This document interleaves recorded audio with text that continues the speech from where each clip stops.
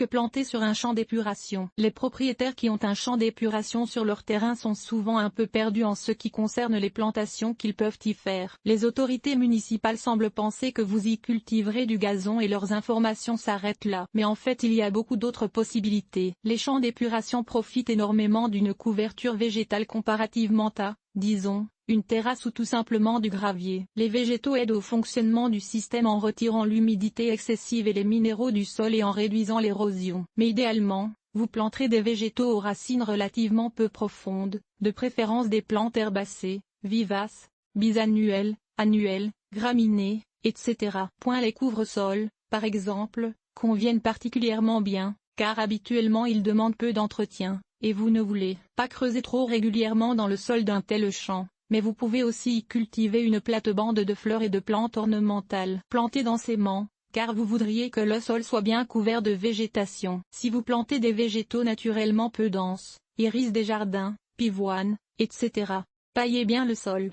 Ne creusez des trous profonds lors de la plantation, seulement aussi profonds que la hauteur de la motte de racines. Et portez des gants quand vous plantez ou désherbez dans le secteur pour vous protéger de tout contact direct avec les micro-organismes potentiellement nuisibles du sol. Potager. Votre municipalité vous dira certainement de ne pas cultiver des légumes sur un champ d'épuration, mais en fait, cela demeure une possibilité si vous faites attention. Pas si le sol est sablonneux, toutefois, car les micro-organismes, bactéries, virus, etc., ils migrent plus facilement vers la surface, mais si le sol est argileux, ils sont davantage confinés à la zone immédiate des tuyaux de drainage et le risque est alors mince. Malgré tout, évitez de placer vos planches de culture directement au-dessus les lignes de drainage. Évitez aussi les légumes racines et les légumes feuilles, plus à risque de contamination. Limitez-vous plutôt aux légumes à fruits, tomates, concombres, haricots, pois, etc. En cultivant ces légumes sur des supports ou tuteurs pour que les fruits ne touchent pas au sol,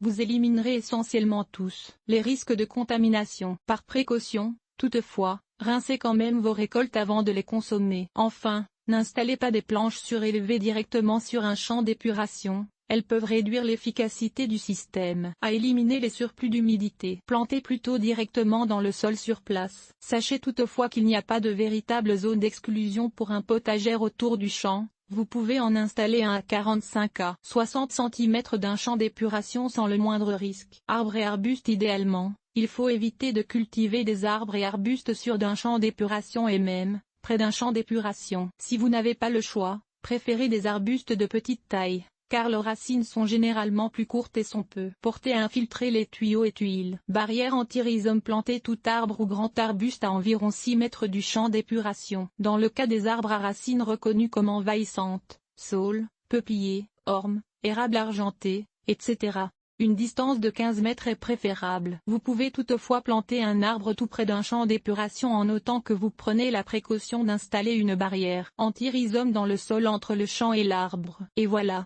À vous de décider comment vous allez maintenir votre champ d'épuration.